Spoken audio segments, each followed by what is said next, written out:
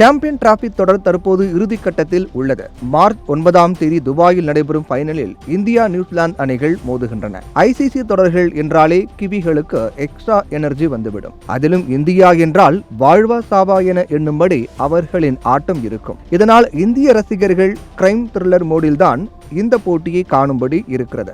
இந்த நிலையில் தென்னாப்பிரிக்க அணியின் நட்சத்திர வீரர் டேவிட் மில்லர் இறுதிப் போட்டியில் தன்னுடைய ஆதரவினை நியூசிலாந்துக்கு அளிப்பதாக கூறி பரபரப்பினை ஏற்படுத்தியிருக்கிறார். இதுகுறித்து அவர் நியூசிலாந்துக்கு எதிரான அரையிறுதி ஆட்டத்தில் பேட்டிங்கில் சிறந்த அடித்தளம் கிடைத்தது. துரதிர்ஷ்டவசமாக ஆட்டத்தின் நடுப்பகுதியில் 2 விக்கெட்டுகளை கூடுதலாக இழந்தோம். ஒவ்வொருவரும் தங்களால் இயன்றதை செய்ய முயற்சித்தார்கள்.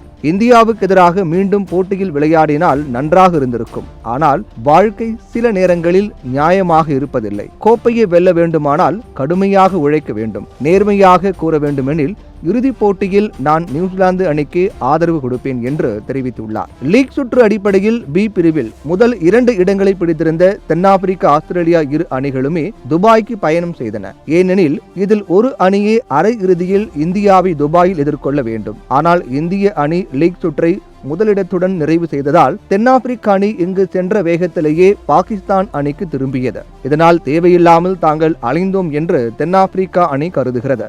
இதனால்தான் மில்லர் தன்னுடைய ஆதரவினை தங்களை ஃபைனலுக்கு செல்ல விடாமல் விரட்டிய நியூசிலாந்து அணிக்கு அளித்துள்ளார். இதை பார்த்த இந்திய ரசிகர்கள் சமூக வலைதளங்களில் மீம்ஸ்களை பறக்கவிட்டு கில்லர் மில்லருக்கு வார்னிங் கொடுத்து வருகின்றனர்.